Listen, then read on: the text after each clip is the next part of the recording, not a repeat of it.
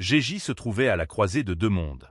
D'un côté, l'industrie musicale qui avait façonné son identité et l'avait propulsé au rang de superstar. De l'autre, le formidable monde des affaires et de la finance, un domaine souvent protégé par la tradition et le scepticisme. Pour beaucoup, il était une icône du rap, une force culturelle dont les prouesses lyriques et les initiatives entrepreneuriales avaient redéfini la notion d'artiste au XXIe siècle. Pourtant, malgré son succès indéniable, un doute persistait de la part des institutions financières établies, qui remettaient en question sa capacité à naviguer dans leur univers avec la même maîtrise. Dès le début, le parcours entrepreneurial de Gégis a été marqué par un scepticisme subtil mais omniprésent. Les mêmes institutions qui célébraient ses exploits musicaux voyaient ses ambitions commerciales avec méfiance, sous-estimant souvent son esprit stratégique. Ce scepticisme ne provenait pas d'une simple méconnaissance de sa carrière. Il était imprégné de discours sociétaux plus larges qui mettaient souvent en doute la perspicacité intellectuelle et financière des artistes sortant de leur rôle traditionnel. Pour Gégis, c'était plus qu'un simple défi, c'était un appel à redéfinir les attentes. Sa réputation d'homme d'affaires avisé a commencé à se consolider au début des années 2000, alors qu'il élargissait ses centres d'intérêt au-delà de la musique. Les incursions de Gégis dans la mode, le management sportif et les maisons de disques témoignaient d'une approche entrepreneuriale multidimensionnelle. Pourtant, malgré ses succès, le monde bancaire restait prudemment réservé. Les financiers traditionnels le percevaient souvent avec un œil étroit, considérant ses initiatives commerciales comme des prolongements de sa célébrité plutôt que comme des entreprises légitimes, soutenues par une stratégie rigoureuse et une vision éclairée. Ce scepticisme s'incarnait dans ses rencontres avec d'éminents banquiers et conseillers financiers qui, derrière des sourires raffinés, exprimaient une subtile incrédulité. Leurs doutes ne se manifestaient pas par une hostilité ouverte, mais par une condescendance condescendante, un murmure sous-jacent laissant entendre que les ambitions de Gégis étaient plus ambitieuses qu'atteignables. Pour lui, ces interactions révélaient les barrières invisibles auxquelles se heurtaient les artistes lorsqu'ils tentaient de s'intégrer à des espaces dominés par des structures de pouvoir établies. Face à ce scepticisme, Gégis n'a réagi ni par une confrontation immédiate ni par un repli. Il a plutôt opté pour une période de réflexion et de détermination. Il a compris que prouver sa valeur dans le monde financier nécessitait plus que la réputation. Il fallait des preuves tangibles de son sens des affaires.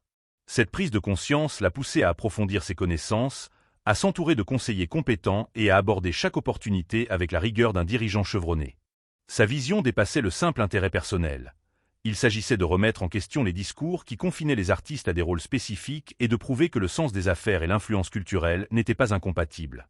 Gégis ne se voyait pas seulement comme un musicien devenu entrepreneur, mais comme un pionnier qui abattait les barrières entre l'art et le commerce, la créativité et le capital. Au début, sa stratégie consistait à construire discrètement, en apprenant les subtilités de l'investissement, de la dynamique du marché et de la négociation. Il s'est entouré d'une équipe experte dans les domaines où il recherchait une croissance, alliant sa compréhension instinctive de la culture à une analyse financière rigoureuse. Ce mélange d'intuition et de connaissance est devenu la marque de fabrique de son approche, lui permettant de mener à bien des transactions complexes avec assurance. L'influence culturelle de Gégis était indéniable, mais il veillait à ce que ses décisions commerciales soient fondées sur une stratégie solide. Il comprenait que se fier uniquement à sa célébrité ne suffirait pas aux yeux des banquiers et des investisseurs. Chaque entreprise devait se démarquer par ses propres mérites, reflétant une planification réfléchie et une croissance durable. Alors que la nouvelle de ses activités commerciales commençait à circuler, des murmures de scepticisme persistaient. Le doute du monde bancaire était difficile à dissiper. Des préjugés tenaces et une longue tradition de sous-estimation des entrepreneurs non traditionnels créaient un brouillard d'incrédulité persistant. Pourtant, à chaque initiative, qu'il s'agisse du lancement d'une nouvelle marque, de la prise de participation dans des entreprises émergentes ou de l'entrée sur de nouveaux marchés, Gégis ébranlait ses préjugés. Son parcours est emblématique d'une mutation plus vaste à l'intersection de la culture et du commerce. Des artistes comme Gégis ne se contentaient plus d'être des acteurs passifs du monde des affaires. Ils cherchaient à le remodeler, exploitant leur plateforme pour créer richesse et influence à leur manière.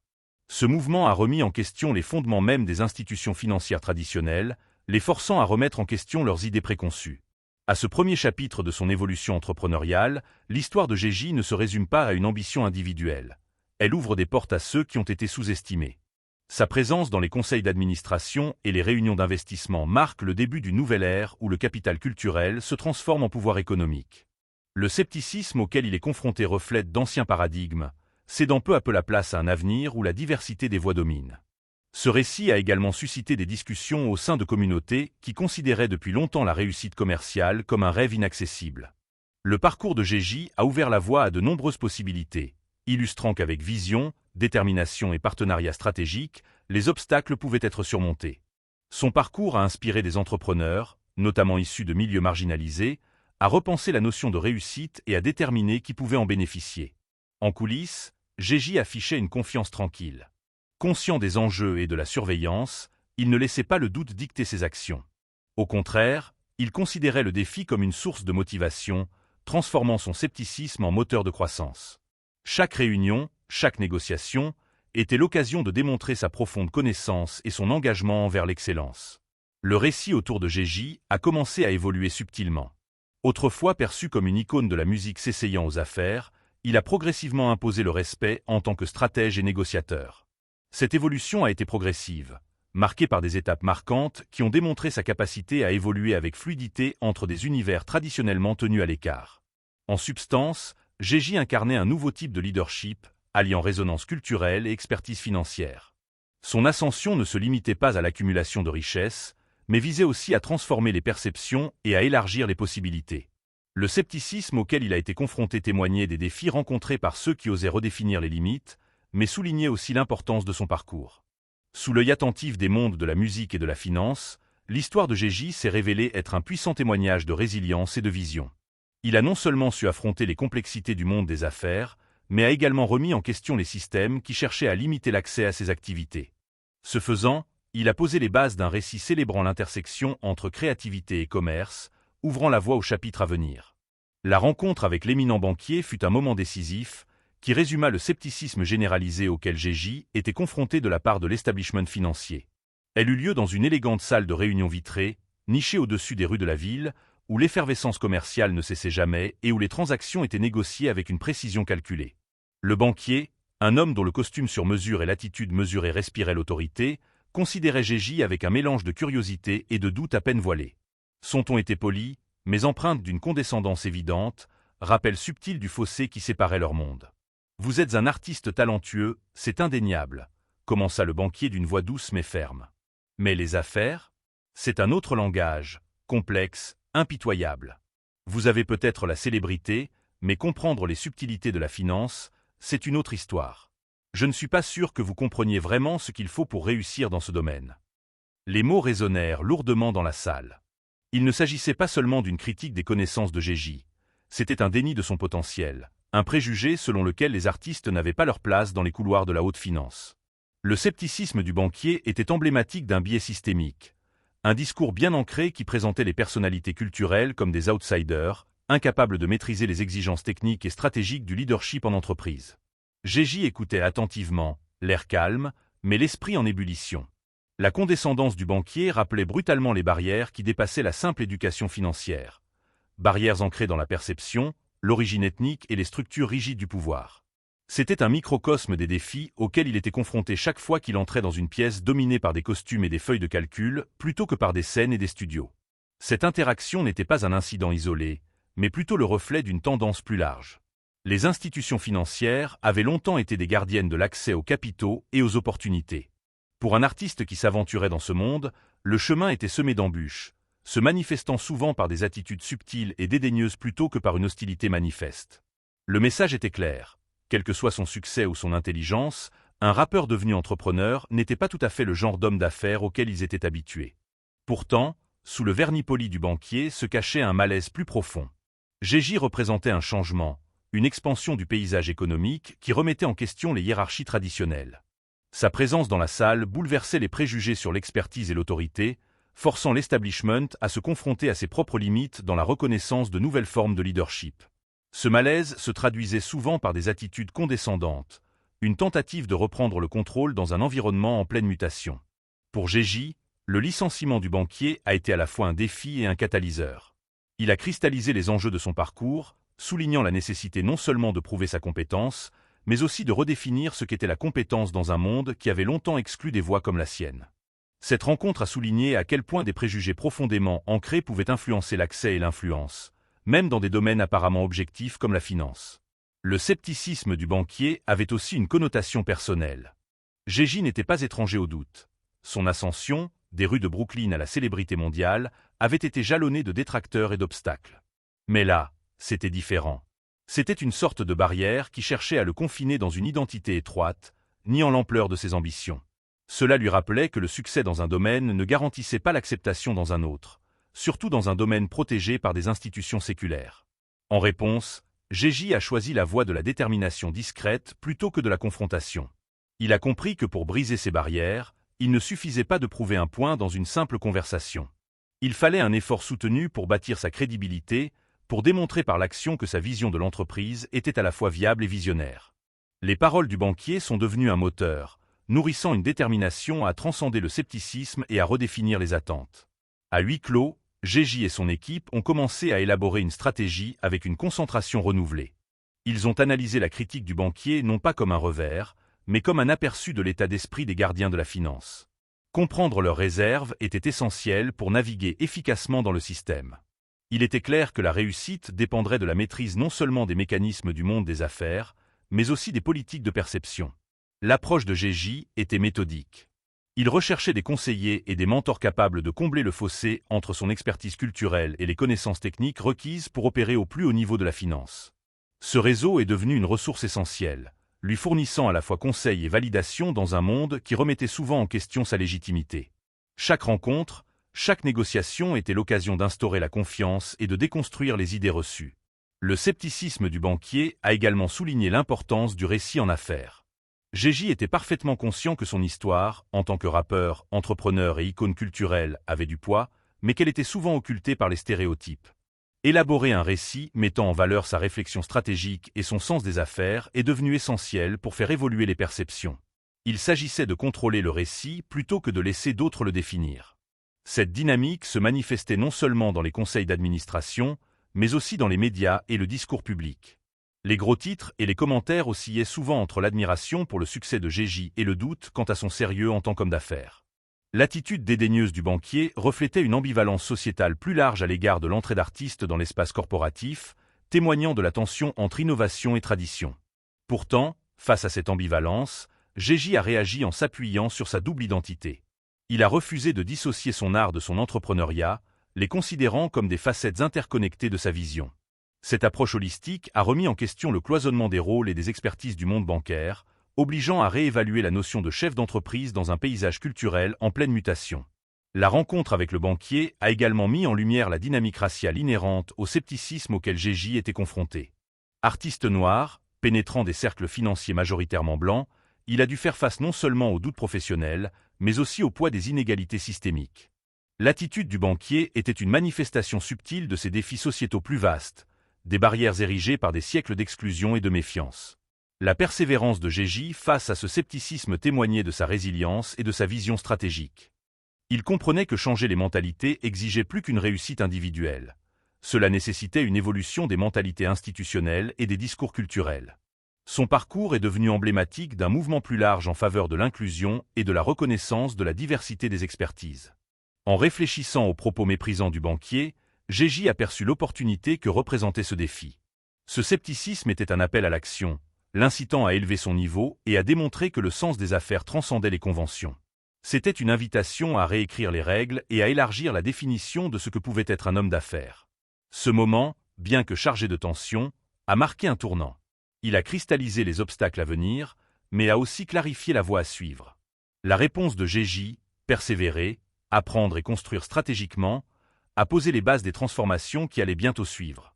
Le doute du banquier, loin de le décourager, a catalysé son influence croissante dans le monde des affaires. À la fin de la réunion et à la sortie de Gégis, un certain scepticisme persistait, mais une confiance tranquille persistait également. Il n'était plus un simple visiteur dans le monde de la finance. C'était un challenger, prêt à remodeler le paysage grâce à son expertise culturelle et son sens des affaires. Les paroles du banquier résonnaient comme un rappel des barrières restant à franchir, mais aussi de la promesse de dépasser les attentes. À ce moment-là, le parcours de Gégis était emblématique de bien plus qu'une simple ambition personnelle. Il s'agissait d'un récit sur la redéfinition du pouvoir, la lutte contre l'exclusion et la création de nouvelles voies où l'art et les affaires convergeaient. Le scepticisme du banquier n'était qu'un obstacle dans une histoire bien plus vaste, qui ne faisait que commencer à se dévoiler.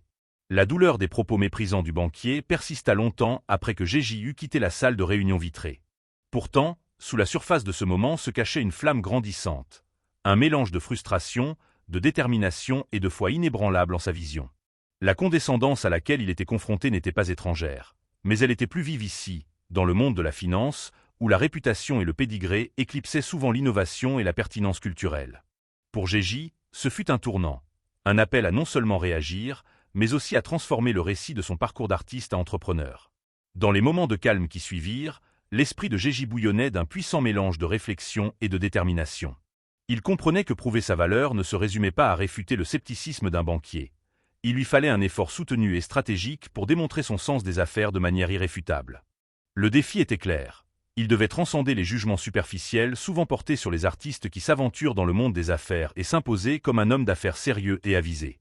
Cette détermination n'était pas née de l'ego, mais d'un engagement profond à redéfinir les limites du possible pour lui-même et ceux qui partageaient son chemin. Gégy a compris que le scepticisme auquel il était confronté était symptomatique de préjugés sociétaux plus larges, des barrières qui cherchaient à enfermer les individus dans des rôles prédéfinis et à limiter leurs ambitions. Sa mission a dépassé la réussite personnelle. Elle est devenue une quête pour démanteler ses perceptions limitatives et ouvrir des portes aux autres. Fort de cette lucidité, Gégy a commencé à canaliser sa frustration en une action ciblée.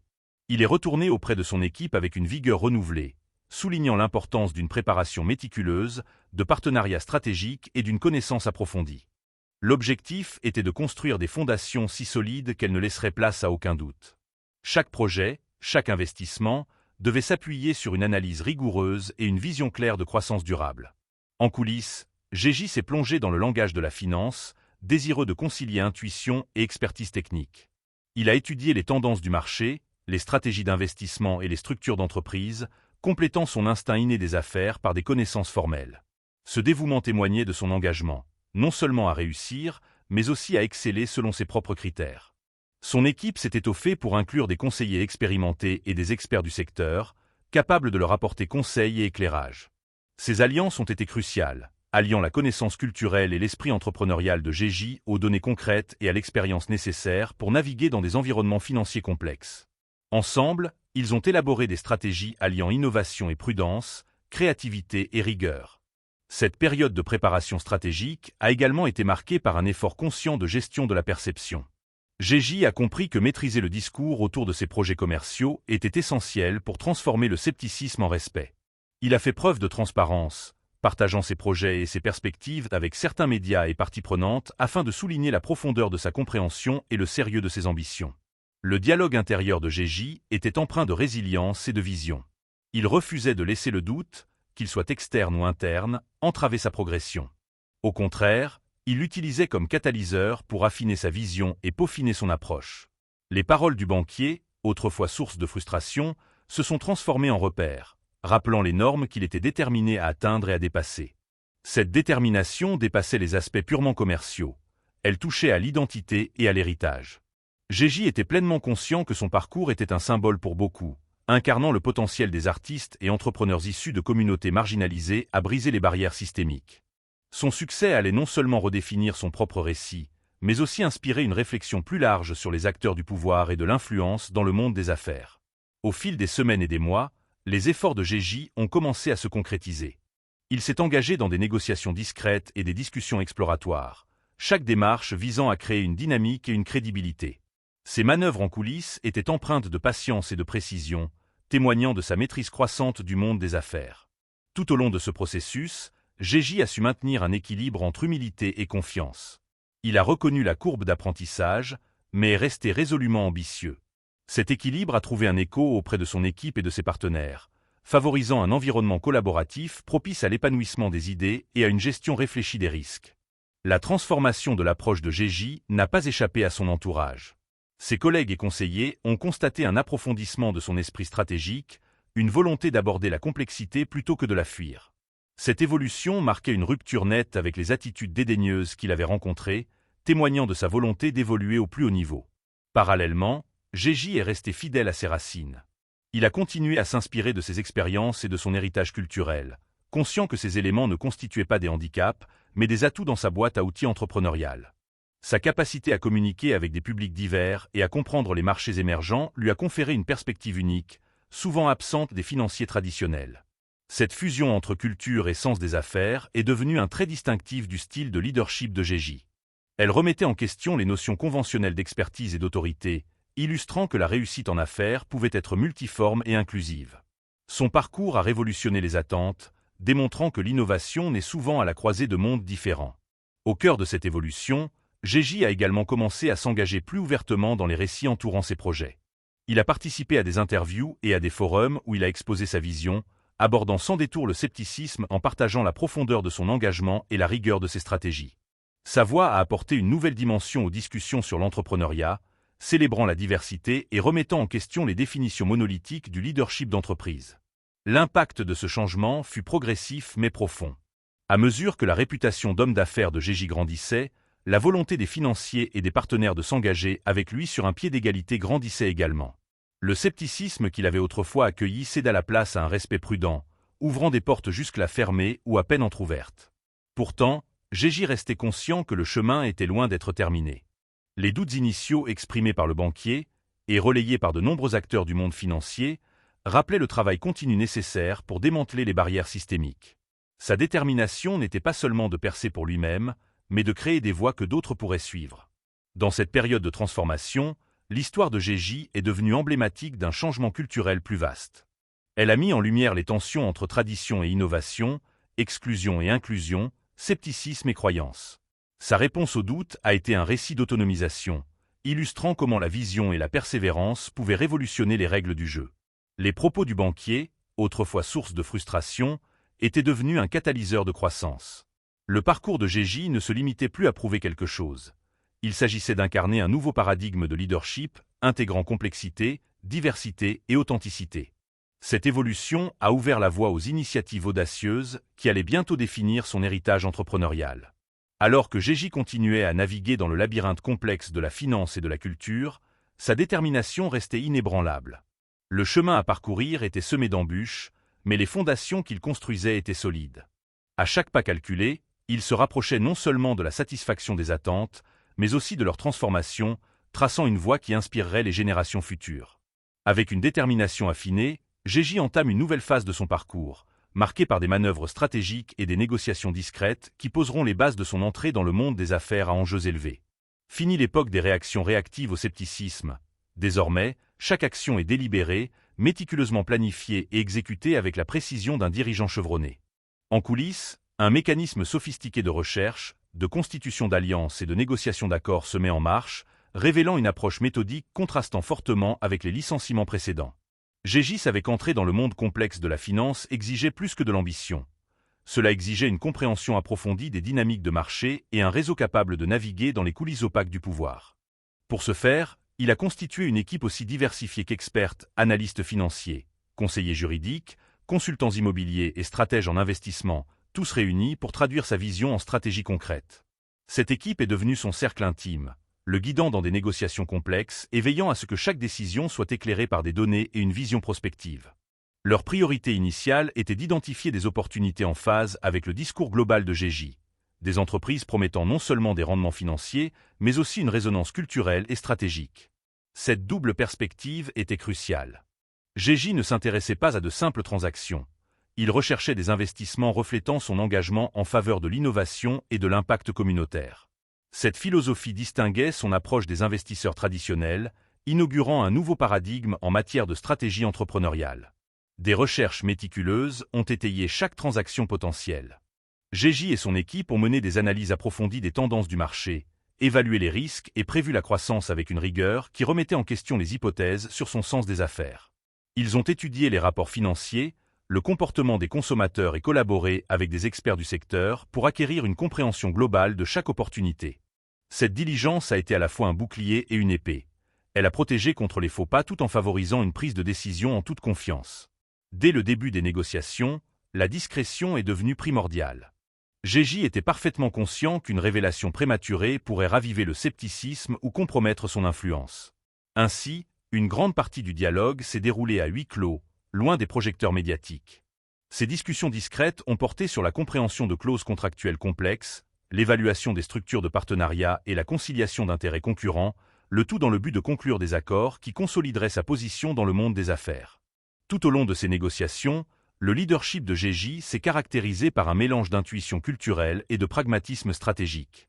Sa capacité unique à anticiper les évolutions du marché, nourrie par sa profonde connexion avec les tendances et les communautés émergentes, lui a conféré un avantage dont les financiers traditionnels manquaient souvent.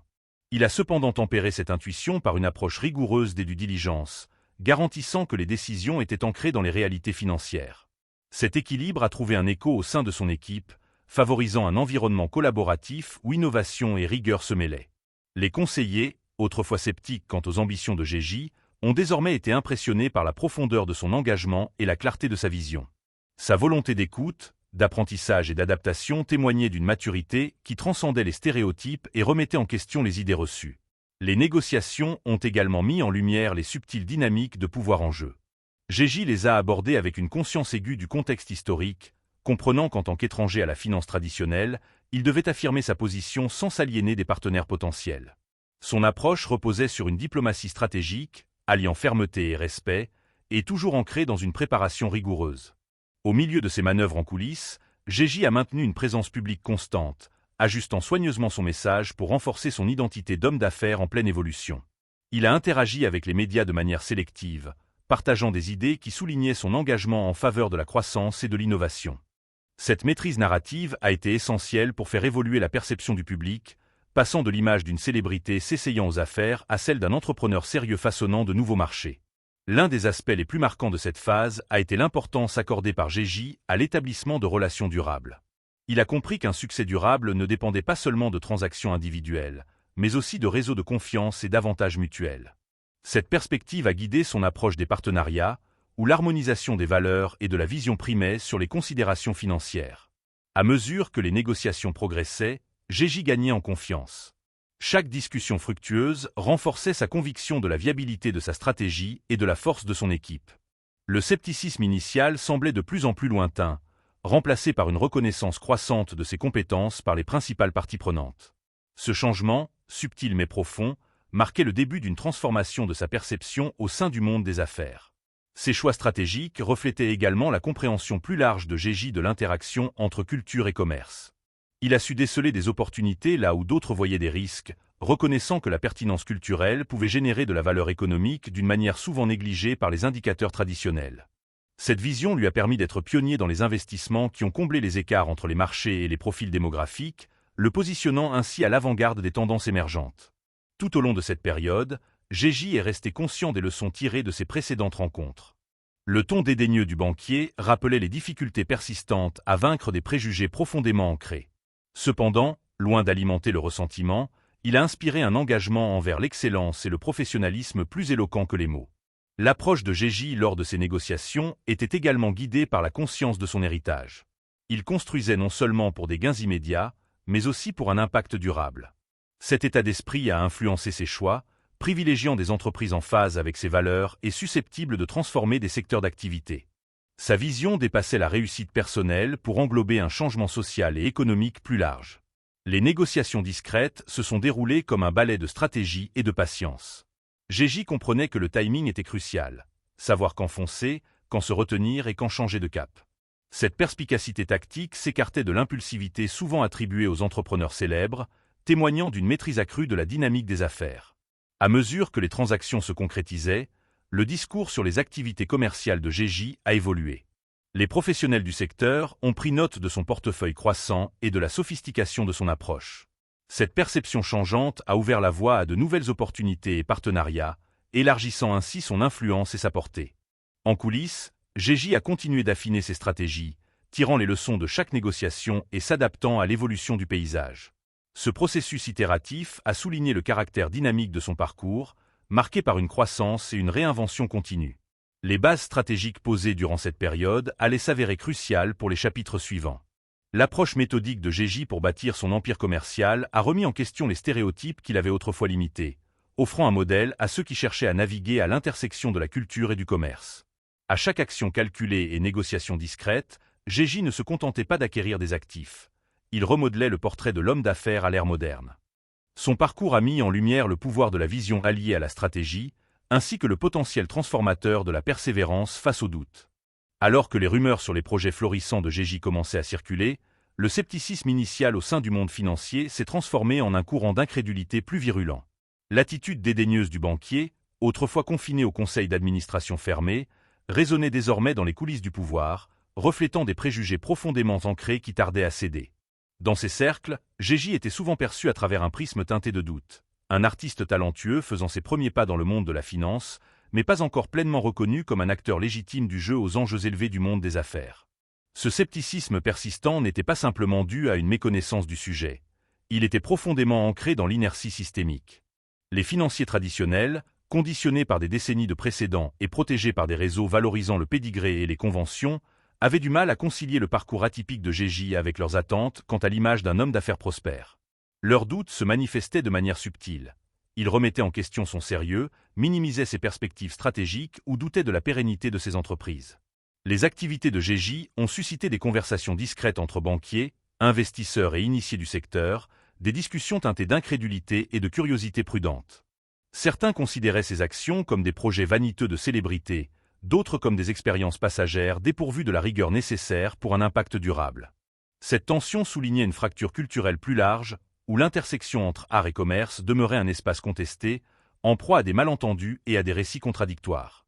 Ce scepticisme a également mis en lumière les défis auxquels étaient confrontés les entrepreneurs qui, comme Gégis, ont défié les codes traditionnels. Son histoire a bouleversé les hiérarchies établies et remis en question les critères mêmes selon lesquels le sens des affaires était jugé. Cette rupture a déstabilisé beaucoup de gens, suscitant des réactions défensives visant à préserver le statu quo. Au sein de ces cercles financiers, le banquier qui avait autrefois rejeté la compréhension des affaires de Gégis a vu ses doutes se faire entendre et s'amplifier. Des collègues qui n'avaient pas encore rencontré Gégis ont directement relayé ce scepticisme, créant un écho qui a renforcé les préjugés existants. Cet environnement a rendu difficile l'implantation de nouveaux récits, perpétuant un cycle d'incrédulité que Gégis était déterminé à briser. Pourtant, sous ce scepticisme apparent se cachait une certaine intrigue. L'approche stratégique de Gégis, sa connaissance approfondie de la culture et son portefeuille en pleine croissance ont suscité l'intérêt de ceux qui étaient attentifs aux tendances émergentes et aux nouvelles dynamiques du marché. Quelques financiers visionnaires ont reconnu que son mélange unique de capital culturel et de sens des affaires représentait un tournant dans le paysage entrepreneurial, une opportunité plutôt qu'une menace. Malgré ce constat discret, le doute régnait toujours. Les initiatives de Gégis étaient scrutées avec attention, chacun de ses gestes étant passé au crible pour déceler tout signe de faiblesse ou de faux pas. La pression était immense, aggravée par le poids de représenter non seulement sa propre personne, mais aussi un mouvement plus large remettant en question les paradigmes commerciaux traditionnels. Face à ce contexte, Gégis et son équipe ont adopté une stratégie de transparence mesurée. Ils ont permis à des réussites sélectionnées d'entrer dans le domaine public, soigneusement sélectionnées pour illustrer la viabilité et la croissance de leurs entreprises. Cette approche visait à dissiper le scepticisme en fournissant des preuves tangibles de compétence et de clairvoyance. Cependant, l'incrédulité du monde bancaire ne se laissait pas facilement influencer par des victoires isolées. Elle trouvait ses racines dans une réticence plus profonde à accepter le changement et à diversifier les profils des acteurs jugés crédibles. Cette inertie soulignait les barrières systémiques qui persistaient dans le secteur financier, où l'accès et l'acceptation étaient souvent réservés à une population restreinte. La présence croissante de Gégis dans ces cercles a remis en question ces normes bien ancrées. Son ascension a forcé les financiers à affronter leurs propres hypothèses et les limites des idées reçues. Cette confrontation était délicate mais nécessaire. Une prise en compte des réalités changeantes d'une économie mondiale de plus en plus façonnée par des voies diverses et des approches innovantes. La tension entre scepticisme et intrigue a créé un paysage dynamique. D'un côté, Gégis faisait face à un doute et une résistance persistants. De l'autre, il ouvrait peu à peu la voie à de nouvelles possibilités. Cette dualité soulignait la complexité de son parcours, jalonné d'obstacles et d'ouvertures. Dans ce contexte, les interactions de Gégis avec le système bancaire sont devenues le microcosme de changements sociétaux plus vastes. Ses efforts pour gagner en légitimité et en respect ont reflété les luttes de nombreux entrepreneurs issus de milieux marginalisés, cherchant à redéfinir les structures de pouvoir. Le limogeage du banquier était emblématique de ces défis, mais la persévérance de Gégis l'était tout autant. À mesure que les rumeurs sur ses activités commerciales se répandaient, elles ont également commencé à capter l'attention des médias et du grand public. La couverture médiatique oscillait entre scepticisme et admiration, reflétant l'ambivalence avec laquelle la société considère souvent les personnalités qui transcendent les frontières traditionnelles. Ce discours a contribué à façonner l'image publique évolutive de Gégis, à la fois icône culturelle et homme d'affaires sérieux. L'incrédulité persistante du banquier lui rappelait le chemin qu'il restait à parcourir. Elle soulignait la nécessité pour Gégis de démontrer non seulement sa réussite financière, mais aussi sa profondeur stratégique et son leadership. Cette pression a été le moteur de son approche méticuleuse de la croissance de l'entreprise et du développement de partenariats. Dans les conseils d'administration et les réunions d'investissement, la réputation de Gégy était encore fluctuante. Certains le considéraient comme un perturbateur aux perspectives nouvelles, tandis que d'autres le considéraient avec suspicion, ne sachant comment qualifier sa trajectoire atypique. Gérer cette ambivalence exigeait une diplomatie habile et une confiance inébranlable. La réponse de Gégy à ce scepticisme a été multiple. Il s'est concentré sur la constitution d'un portfolio parlant de lui-même, permettant au résultat de contrer les doutes plus efficacement que n'importe quel argument.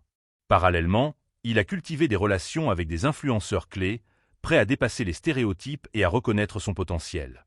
Cette stratégie a commencé à porter ses fruits. À mesure que le sens des affaires de Gégy se faisait de plus en plus évident, des groupes de soutien ont émergé au sein de la communauté financière. Ces alliés ont apporté des soutiens cruciaux et ouvert des portes auparavant fermées. Leur soutien a donné crédibilité et dynamisme à ces projets. Pourtant, le monde bancaire dans son ensemble est resté prudent. Le doute persistait, alimenté par une réticence à adopter de nouveaux paradigmes et le confort des hiérarchies familières. L'ascension de Gégy fut un processus lent et réfléchi, exigeant patience et résilience. Ce scepticisme persistant a également alimenté les discussions sur la diversité et l'inclusion dans la finance. La présence de Gégy a souligné la nécessité pour les institutions d'évoluer et de s'adapter à un paysage économique en pleine mutation, où l'innovation naît souvent de sources inattendues.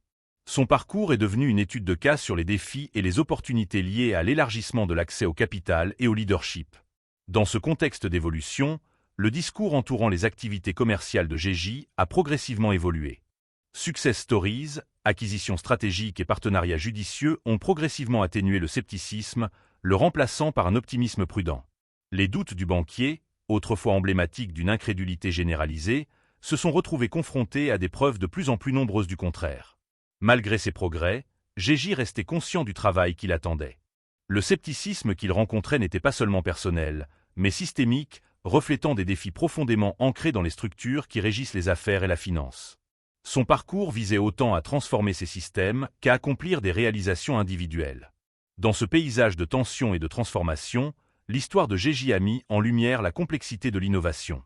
Elle a mis en lumière l'interaction entre doute et détermination, tradition et innovation, exclusion et inclusion. L'incrédulité du banquier s'inscrivait dans un récit plus vaste. Une histoire de persévérance, de stratégie et de quête incessante de légitimité dans un monde réfractaire au changement.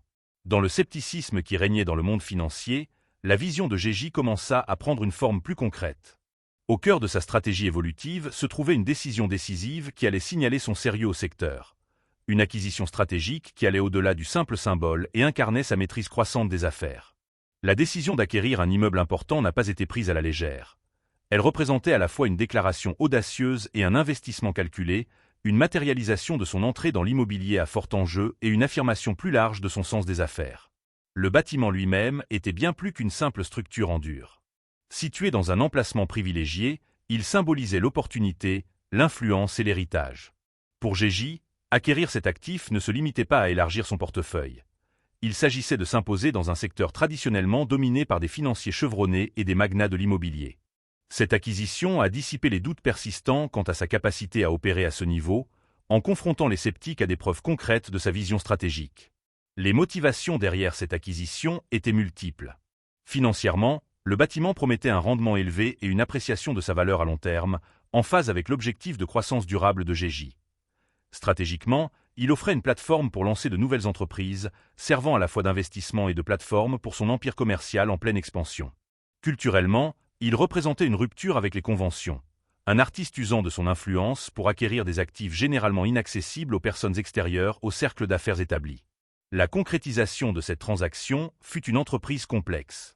Les défis étaient nombreux, allant de la gestion des cadres juridiques et financiers complexes des transactions immobilières à la gestion des négociations avec les propriétaires et les parties prenantes en place. L'équipe de Gégy a appliqué la rigueur de la recherche et de la planification stratégique qui était devenue sa marque de fabrique, garantissant une évaluation minutieuse de chaque aspect de la transaction. Les négociations ont exigé patience et finesse. Le processus impliquait de concilier des intérêts divergents, d'évaluer les risques et de structurer les conditions de manière à préserver l'investissement de Gégy tout en le positionnant pour sa croissance future. Sa capacité à gérer ces complexités a démontré une compréhension approfondie qui a dissipé les doutes antérieurs quant à son sens des affaires. Tout au long de la phase de négociation, Gégy a fait preuve d'un leadership exemplaire. Il a dialogué directement avec les acteurs clés, exprimant sa vision et soulignant son engagement envers le projet. Cette approche concrète a renforcé son rôle non plus d'investisseur passif, mais de décideur actif et informé, contrastant fortement avec les attitudes dédaigneuses qu'il avait rencontrées. L'acquisition a également exigé une connaissance approfondie du timing et des conditions de marché. Gégy et ses conseillers ont surveillé les indicateurs économiques, les tendances immobilières et le paysage concurrentiel afin d'identifier le moment optimal pour agir. Cette patience stratégique s'est avérée essentielle pour obtenir des conditions favorables et maximiser le potentiel de l'investissement. À mesure que la transaction progressait, l'importance du bâtiment dépassait ses implications financières immédiates. Il devint un symbole de possibilités, illustrant comment les obstacles pouvaient être surmontés grâce à la vision, à la préparation et à la détermination. Pour Gégy, posséder ce bien témoignait de l'évolution de son identité d'homme d'affaires, capable d'imposer le respect dans des lieux autrefois considérés comme inaccessibles. L'annonce de l'acquisition a eu un retentissement considérable dans le monde des affaires et de la culture. Les médias se sont emparés de l'affaire, la présentant comme une étape importante qui remettait en question les stéréotypes et élargissait les perspectives sur les possibilités d'accomplissement des artistes dans le monde de la finance. L'acquisition de Gégy a été présentée comme un tournant, marquant un changement dans l'équilibre des pouvoirs et des influences.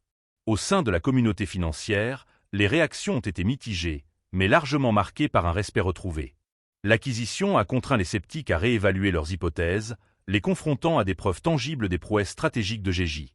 Elle a bouleversé le discours du doute, le remplaçant par la reconnaissance de sa capacité à exécuter des transactions complexes et à gérer des actifs importants. Le bâtiment lui-même a commencé à servir de plateforme pour d'autres initiatives. Gégy l'envisageait comme plus qu'un simple investissement. Il constituait un pilier de l'engagement communautaire, de la programmation culturelle et des initiatives entrepreneuriales en phase avec sa mission globale. Cette approche holistique soulignait l'intégration de l'impact économique et social qui définissait son style de leadership. La gestion de l'immeuble a également présenté de nouveaux défis et opportunités d'apprentissage. Gégy et son équipe ont maîtrisé la gestion immobilière, les relations avec les locataires et la conformité réglementaire, élargissant ainsi leur expertise et renforçant leur capacité opérationnelle. Ces expériences ont approfondi leur compréhension de l'immobilier, un secteur dynamique et multiforme, renforçant l'importance de l'adaptabilité et de la prospective stratégique. L'acquisition a également eu un impact sur le portefeuille d'activités de Gégy. Elle a renforcé sa crédibilité auprès des investisseurs et des partenaires, ouvrant la voie à de nouvelles collaborations et entreprises. Le succès de cette opération a jeté les bases d'une croissance future, confirmant au marché que Gégy était un acteur majeur du secteur. Cette initiative a également inspiré d'autres acteurs, au sein et au-delà de l'industrie du divertissement. La capacité de Gégy à transformer le capital culturel en actifs tangibles a remis en question les conceptions dominantes de l'entrepreneuriat et de la création de richesses. Son parcours est devenu un modèle pour les artistes et les entrepreneurs qui cherchent à exploiter leur plateforme pour un impact économique durable. Parallèlement, cette acquisition a mis en lumière les défis persistants que représente la navigation dans des espaces traditionnellement réfractaires au changement. Gégy est resté conscient des barrières systémiques persistantes, reconnaissant que sa réussite était à la fois un accomplissement personnel et une partie intégrante d'un combat plus large pour l'équité et l'inclusion dans le monde des affaires. Tout au long du processus, Gégy a fait preuve d'un mélange de confiance et d'humilité. Il a célébré cette étape importante, mais est resté concentré sur le travail à venir, conscient que cette acquisition n'était qu'une étape, et non une fin, dans l'évolution de son parcours professionnel. Sa vision englobait non seulement la réussite financière, mais aussi la transformation des industries et des communautés. Cette acquisition a également souligné l'importance du contrôle narratif. Gégy a su exploiter les médias et les relations publiques de manière stratégique, inscrivant l'opération dans une perspective d'innovation, de leadership et de responsabilité sociale. Ce storytelling a renforcé son image évolutive et a contribué à modifier significativement la perception du public. Une fois l'accord conclu et le transfert de propriété effectué, le triomphe de Gégy était palpable, non seulement par l'acquisition elle-même, mais aussi par ses implications plus larges. Ce moment marqua un tournant, un signal clair qu'il n'était pas seulement un artiste s'essayant aux affaires, mais un entrepreneur avisé qui remodelait le paysage.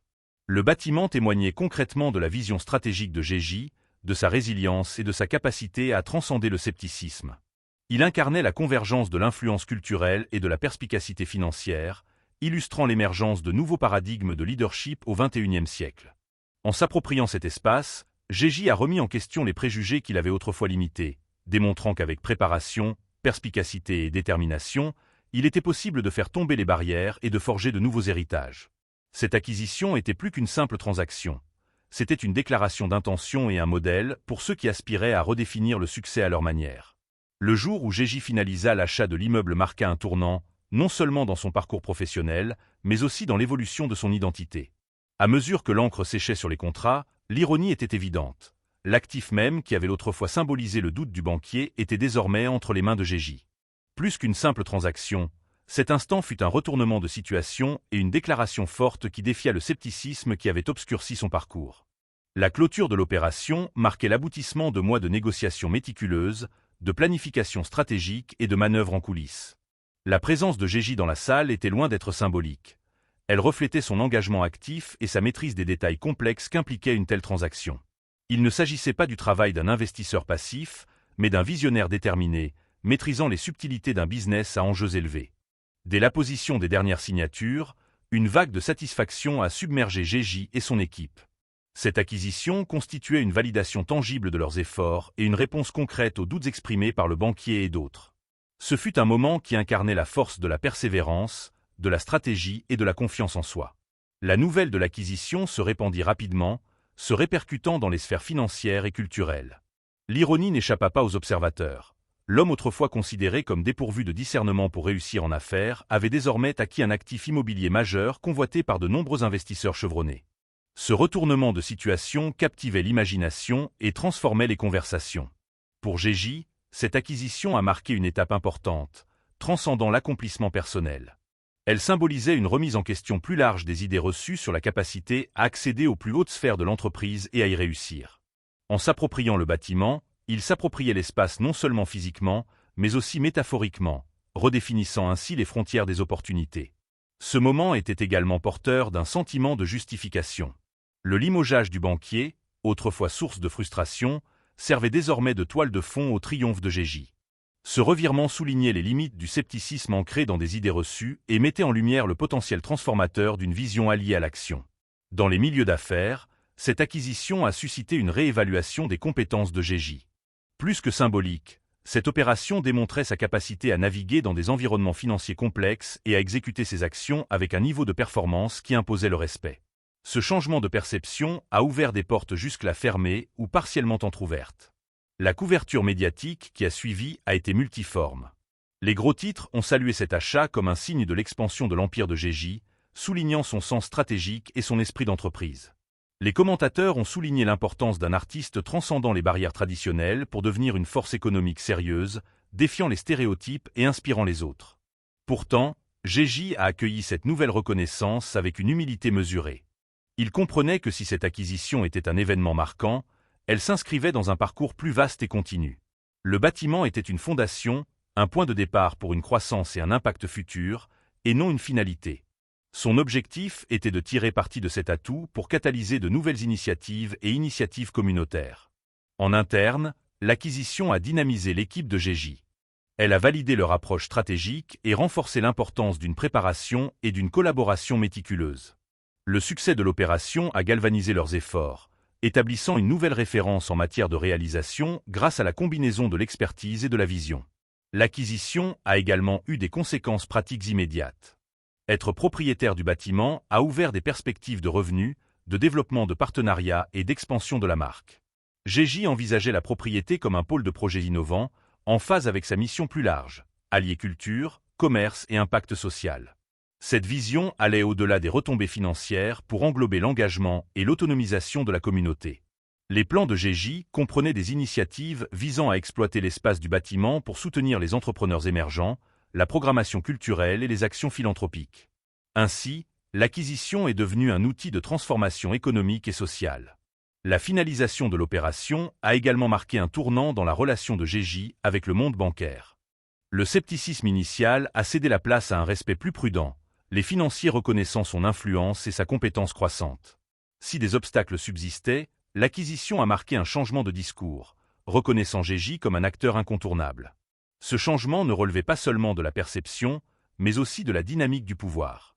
En s'assurant la propriété d'un actif important, Gégy a bouleversé les hiérarchies traditionnelles et affirmé sa présence dans un espace qui avait historiquement exclu des individus comme lui. Cette affirmation était à la fois personnelle et politique, remettant en question les normes systémiques et élargissant les possibilités. Le banquier qui avait autrefois douté de lui est devenu un symbole dans ce récit, un rappel des obstacles surmontés et du pouvoir transformateur de la détermination.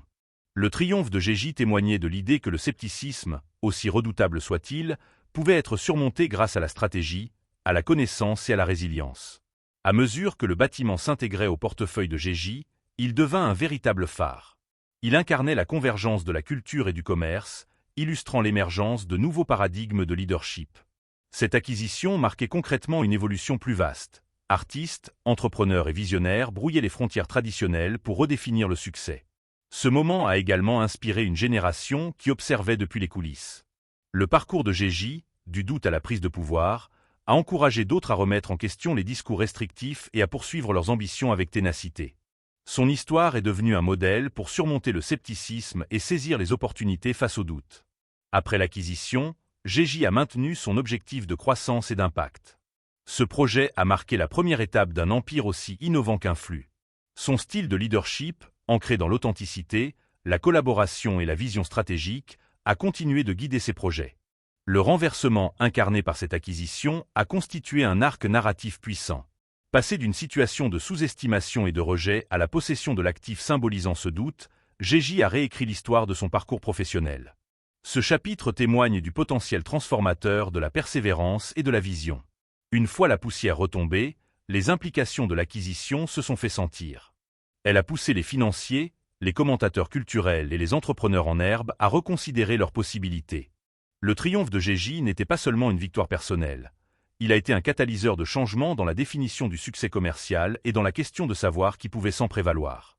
Dans ce paysage en constante évolution, le bâtiment s'est imposé comme un monument de la rupture, un marqueur physique et symbolique de l'ascension de Gégis. L'achat a marqué un tournant décisif, ouvrant la voie à la phase suivante de son parcours, marquée par une innovation, une influence et un impact constant. La nouvelle de l'acquisition de Gégis a eu un écho bien au-delà des conseils d'administration et des rapports financiers. Les médias, les commentateurs culturels et le grand public se sont emparés de l'affaire, l'intégrant à un récit plus vaste de transformation et de défis. Cette couverture médiatique a marqué un tournant, non seulement dans la perception de Gégis, mais aussi dans la manière dont la société dans son ensemble appréhendait l'évolution des relations entre célébrités, affaires et influences culturelles. Les journalistes qui avaient autrefois accueilli ces projets commerciaux avec scepticisme ont dû revoir leur discours. Les portraits ont mis en lumière la profondeur stratégique de l'acquisition, explorant les manœuvres calculées et la vision délibérée qui ont permis à Gégis de passer du studio d'enregistrement à la propriété immobilière. Les gros titres sont passés de la remise en question de sa légitimité à la célébration de son intelligence, présentant l'opération comme une étape marquante au-delà du succès individuel. L'attention des médias s'est étendue au-delà de la transaction elle-même pour s'intéresser aux histoires qu'elle contenait. Le démantèlement des stéréotypes, la rupture du plafond de verre et la redéfinition du métier d'homme d'affaires à l'ère moderne. Le parcours de Gégis est devenu emblématique d'un changement culturel plus vaste, où les frontières entre art et commerce se sont estompées et où de nouvelles formes de leadership ont émergé. Cette évolution de la couverture médiatique a également humanisé le récit. Les journalistes ont exploré les histoires personnelles qui se cachent derrière les gros titres. Les années de préparation, les revers rencontrés et la résilience nécessaire pour évoluer dans un monde souvent réfractaire au changement. Ces récits ont trouvé un écho profond, offrant un portrait nuancé d'un entrepreneur dont l'identité était intimement liée à la culture, à la communauté et à l'ambition. La réaction du public a reflété cette complexité. Des conversations ont éclaté sur les réseaux sociaux, les forums communautaires et les réseaux professionnels, témoignant d'un mélange d'admiration, d'inspiration et d'un débat renouvelé. L'acquisition de Gégis a suscité des discussions sur l'accès, l'équité et les rapports de force au sein des entreprises et de la finance, incitant de nombreuses personnes à reconsidérer leurs idées reçues sur les personnes susceptibles de réussir et les modalités de leur réussite.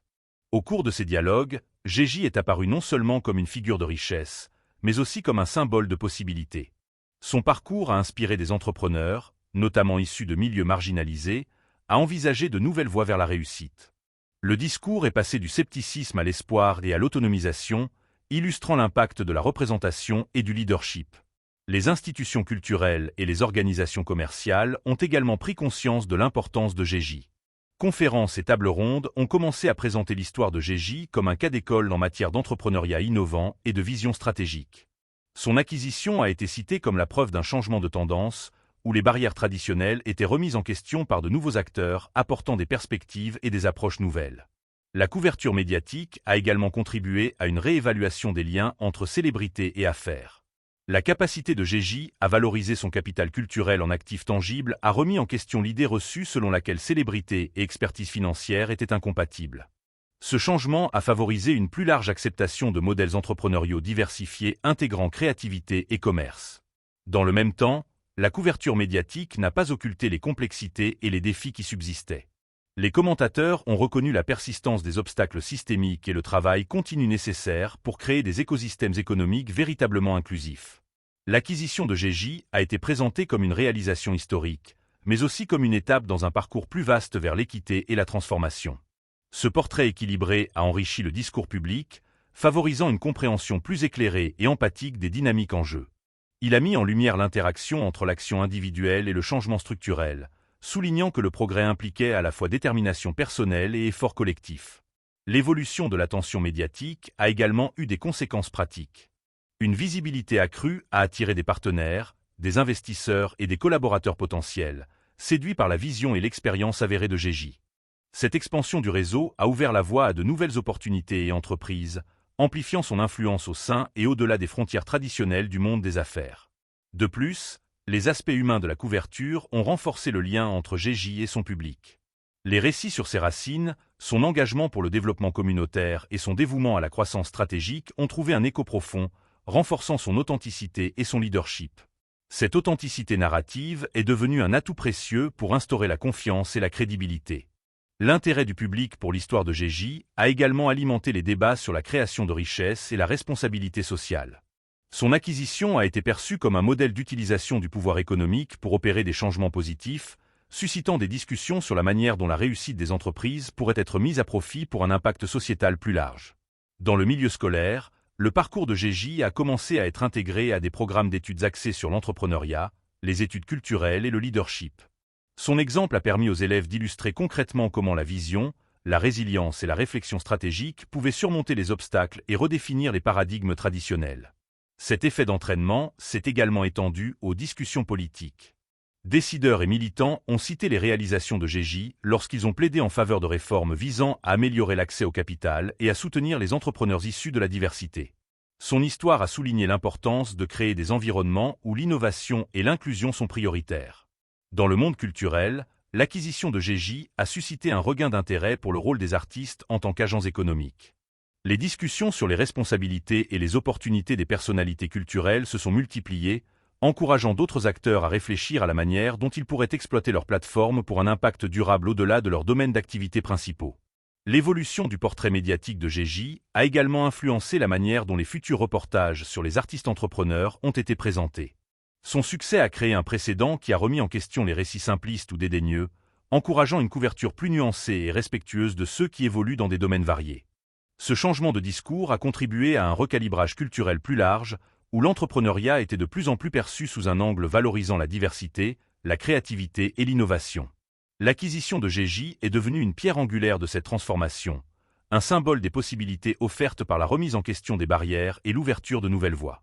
Sous l'attention médiatique, Gégis a maintenu une gestion rigoureuse de son image publique. Il a mis à profit les interviews, les apparitions publiques et les réseaux sociaux pour exprimer sa vision et ses valeurs, insistant sur les thèmes de la croissance stratégique, de l'engagement communautaire et du leadership culturel. Cette communication proactive a contribué à maintenir la dynamique et à approfondir la compréhension du public. L'évolution du paysage médiatique a également permis un engagement plus direct avec le public. La capacité de Gégis à s'exprimer avec sa propre voix, sans intermédiaire traditionnel, a facilité des connexions authentiques et renforcé son récit selon ses propres termes. Dans cet environnement dynamique, l'histoire de l'acquisition de Gégis a transcendé les détails de l'opération. Elle est devenue un récit de transformation, de soi, de l'industrie et de la société. Le rôle des médias dans la construction de cette histoire a été crucial, amplifiant son impact et suscitant des conversations qui ont dépassé les premiers titres. En fin de compte, la réaction du public et des médias à l'acquisition de Gégis a été le reflet d'un moment de réflexion culturelle. Elle a remis en question des idées reçues, célébré l'innovation et inspiré une réinvention de ce que pourrait être le leadership d'entreprise à l'ère moderne. Le parcours de Gégis, immortalisé et retranscrit à travers ses récits, offre un puissant témoignage de l'évolution du paysage entrepreneurial et de l'influence. L'acquisition de l'immeuble a marqué un tournant majeur dans la carrière de Gégis, consolidant sa réputation d'entrepreneur avisé et élargissant son influence. Dépassé par le monde de la musique et des entreprises de célébrité, il était désormais reconnu comme un acteur redoutable du monde des affaires, capable de gérer des actifs complexes et d'orchestrer des transactions à enjeux élevés. Cette étape importante lui a ouvert la voie à de nouvelles opportunités et partenariats qui ont permis de diversifier et de renforcer son portefeuille. Le succès tangible de l'acquisition a fortement confirmé le sens stratégique de GJ. Les investisseurs, les institutions financières et les collaborateurs potentiels ont commencé à l'approcher avec un intérêt et un respect renouvelés, reconnaissant la profondeur de sa vision et la rigueur de son approche. Ce changement de perception a été crucial, brisant les barrières qui limitaient auparavant son accès aux capitaux et aux réseaux stratégiques. L'héritage entrepreneurial en pleine expansion de GJ se caractérise par un mélange délibéré de culture et de commerce. Il a su tirer parti de sa position unique à l'intersection de ces sphères pour identifier les marchés émergents et les projets innovants susceptibles de toucher des publics divers. Sa capacité à anticiper les tendances et à aligner ses investissements sur les courants culturels le distingue des hommes d'affaires traditionnels et le positionne comme un leader de l'entrepreneuriat moderne. Cette acquisition a également servi de base au développement de ses activités. Disposant d'un actif important, GJ a pu exploiter la valeur du bâtiment pour obtenir des financements pour d'autres projets. Cet effet de cascade a accéléré la croissance de son entreprise, lui permettant de se lancer dans des projets dans des secteurs tels que la technologie, la mode, le divertissement et la promotion immobilière. Les partenariats noués suite à l'acquisition étaient stratégiques et multiformes. GJ s'est associé à des experts du secteur, des investisseurs institutionnels et des entrepreneurs émergents, créant ainsi un réseau alliant expertise, capital et innovation. Ces alliances ont amplifié sa portée et son impact, favorisant des projets collaboratifs bénéficiant de ressources partagées et de perspectives diverses. De plus, les activités commerciales de GJ ont commencé à refléter un engagement en faveur de l'impact social et du développement communautaire. L'acquisition du bâtiment n'était pas une simple transaction financière. Elle s'inscrivait dans une mission plus large de soutien à l'autonomisation économique et à la vitalité culturelle. Les initiatives lancées depuis la plateforme du bâtiment comprenaient des programmes d'incubation de petites entreprises, des événements artistiques et culturels, ainsi que des actions de sensibilisation, illustrant ainsi comment la réussite commerciale pouvait se traduire en valeur sociale. Cette approche holistique de l'entrepreneuriat a renforcé la réputation de GJ en tant que leader visionnaire. Il était perçu comme quelqu'un qui transcendait les critères traditionnels d'accumulation de richesses pour adopter un modèle de leadership privilégiant la durabilité, l'inclusion et la pertinence culturelle. Cette perspective a trouvé un écho auprès d'une nouvelle génération d'entrepreneurs et d'investisseurs en quête de modèles économiques porteurs de sens. La crédibilité acquise grâce à cette acquisition a également facilité l'entrée de GJ dans de nouveaux secteurs. Son expérience avérée a attiré l'attention des investisseurs en capital risque, des conseils d'administration et des organisations philanthropiques, étendant son influence au-delà de l'immobilier à des secteurs tels que les startups technologiques, les entreprises médiatiques et l'investissement d'impact. Cette diversification a consolidé son statut de chef d'entreprise polyvalent. La capacité de GJ à naviguer dans ces domaines variés témoigne de sa capacité d'adaptation et de son apprentissage continu. Il a su concilier implication directe et délégation de compétences à des experts, assurant une supervision stratégique tout en responsabilisant ses équipes. Ce style de leadership a favorisé l'innovation et l'excellence opérationnelle, permettant à ces entreprises de prospérer sur des marchés concurrentiels. L'influence de cette acquisition sur l'héritage de GJ s'est étendue à sa portée symbolique. Elle a remis en question les idées reçues sur la réussite en affaires, notamment chez les artistes et entrepreneurs issus de milieux sous-représentés. En démontrant que l'influence culturelle et le sens des affaires pouvaient coexister, GJ a redéfini l'archétype de l'homme d'affaires moderne. Cette redéfinition a eu des répercussions dans tous les secteurs. GJ est devenu un conseiller et un collaborateur recherché, invité à participer à des discussions sur la diversité, l'entrepreneuriat et l'inclusion économique. Sa voix a pesé dans des forums allant des conseils d'administration aux conférences politiques, influençant les débats sur l'avenir des entreprises et du leadership. Le succès de l'acquisition a également renforcé l'importance d'une gestion narrative stratégique. L'équipe de GJ a communiqué efficacement l'histoire de l'opération et son importance au sens large, façonnant ainsi la perception du public et renforçant la valeur de la marque. Ce storytelling a joué un rôle essentiel pour établir la confiance et la crédibilité auprès des parties prenantes de tous les secteurs. À mesure que l'empire commercial de GJ s'étendait, ses initiatives philanthropiques se développaient. Les ressources et les réseaux générés par ces entreprises lui ont permis de soutenir des causes en accord avec ses valeurs, notamment l'éducation, la justice sociale et le développement communautaire. Cette intégration du profit et de la mission est devenue une caractéristique de son héritage. L'impact de cette acquisition sur la marque personnelle de Gégy a été profond. Elle l'a positionné comme un modèle pour les entrepreneurs et les leaders culturels en herbe, illustrant comment la détermination, la vision et l'exécution stratégique pouvaient surmonter le scepticisme et transformer les industries. Son histoire a inspiré d'innombrables personnes à poursuivre leurs ambitions avec confiance et résilience. De plus, cette acquisition a catalysé un changement culturel plus large dans la perception des artistes entrepreneurs. Le succès de Gégy a remis en question les stéréotypes et élargi la compréhension du leadership en entreprise à la diversité des expériences et des perspectives. Ce changement a contribué à un écosystème entrepreneurial plus inclusif et dynamique. Dans les années qui ont suivi l'acquisition, Gégy a continué de bâtir sur ses fondations, en menant des projets reflétant sa vision évolutive et son engagement à impacter le monde. Chaque nouveau projet a renforcé sa réputation de pionnier, alliant innovation et authenticité culturelle. Cette acquisition constitue ainsi une pierre angulaire de l'héritage commercial de Gégy. Une étape importante qui a non seulement validé ses compétences, mais aussi posé les bases d'une croissance et d'une influence durable. Elle illustre comment des investissements stratégiques, associés à une vision et à une résilience, peuvent transformer les trajectoires individuelles et les paysages économiques plus larges. Au cours de ce parcours, Gégy a démontré que la réussite en affaires est multidimensionnelle, englobant performance financière, résonance culturelle et responsabilité sociale. Son héritage, ancré dans cette acquisition, continue d'inspirer et de façonner l'avenir de l'entrepreneuriat, incitant chacun à redéfinir le succès selon ses propres critères. Le parcours de Gégy, du scepticisme à la propriété, a transcendé les contours d'une réussite personnelle. Il est devenu un jalon culturel, un récit qui a remodelé la perception sociale de l'intersection entre art, entrepreneuriat et pouvoir. Le bâtiment qu'il a acquis était plus qu'un bien. C'était un symbole de transformation, un témoignage concret du démantèlement des barrières qui avaient longtemps limité l'accès et l'exercice de l'influence économique. Cette histoire, tissée de fils de persévérance et de vision, a inspiré d'innombrables personnes à remettre en question les idées reçues et à redéfinir la réussite selon leurs propres termes. Dès ses débuts, le parcours de Gégy a été jalonné de rencontres qui ont mis sa détermination à l'épreuve. Ce banquier dédaigneux, symbole d'un scepticisme généralisé au sein du secteur financier, exprimait un doute qui faisait écho aux préjugés sociétaux et au contrôle institutionnel. Pourtant, plutôt que de capituler face à ces obstacles, Gégy a su exploiter ce défi comme un catalyseur, canalisant sa frustration vers une action stratégique. Son parcours a mis en lumière le pouvoir de la résilience face aux doutes systémiques, une leçon qui a une portée bien au-delà du monde des affaires. L'acquisition du bâtiment a marqué un tournant, marquant un changement non seulement dans la trajectoire de Gégy, mais aussi dans le paysage économique et culturel au sens large. Elle a remis en question les idées reçues qui distinguaient souvent l'influence culturelle de la légitimité financière, démontrant qu'il était possible de maîtriser les deux avec une autorité égale. Cette fusion des identités a bouleversé les hiérarchies traditionnelles et élargi la définition du leadership au XXIe siècle. L'évolution de Gégy vers un homme d'affaires respecté illustre la puissance d'une vision alliée à une exécution méticuleuse. Son approche allie intuition culturelle et stratégie rigoureuse, créant des passerelles entre des mondes historiquement cloisonnés. Cette dualité est devenue le modèle d'un nouveau type d'entrepreneuriat, valorisant l'authenticité et la rentabilité, l'innovation et l'héritage.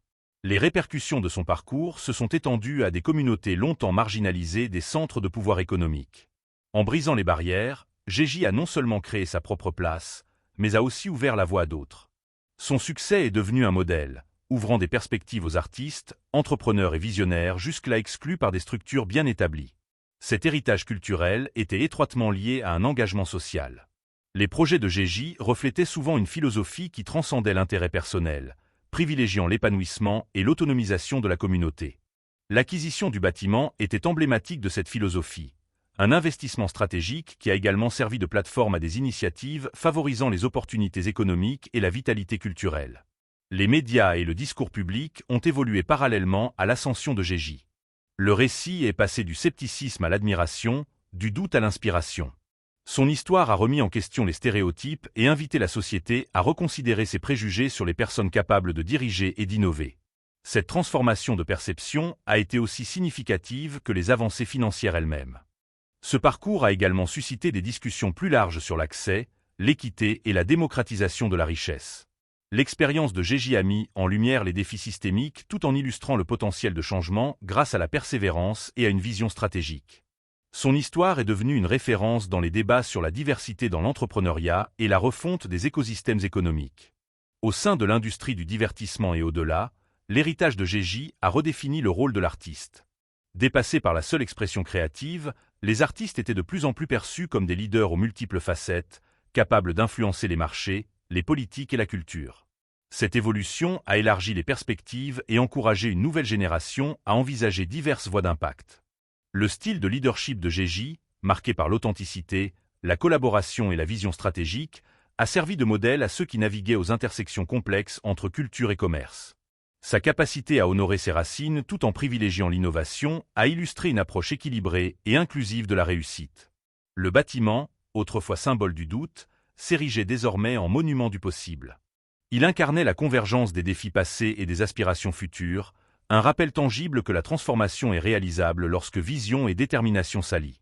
Cet atout était à la fois une victoire personnelle et un symbole collectif de progrès. L'histoire de Gégis a souligné l'importance du contrôle narratif pour forger un héritage. En racontant son parcours selon ses propres termes, il a repris le contrôle de la définition et de la communication du succès. Cette prise de pouvoir narrative a inspiré d'autres à créer leurs propres récits, remettant en question les paradigmes dominants. À mesure que Gégis continuait de bâtir sur ses fondations, son influence s'est répandue dans les industries et les communautés, favorisant l'innovation et l'inclusion. Son héritage n'était pas statique, mais dynamique, évoluant au gré des changements et des opportunités émergentes. En définitive, le parcours de Gégis, d'artiste sous-estimé à homme d'affaires influent, illustre le potentiel transformateur de chaque individu et de chaque communauté. Il témoigne du pouvoir de remettre en question les normes, d'accepter la complexité et d'envisager de nouvelles possibilités. Cet héritage continue d'inspirer, invitant les générations futures à rêver avec audace et à redéfinir le succès en fonction de leurs identités et aspirations uniques.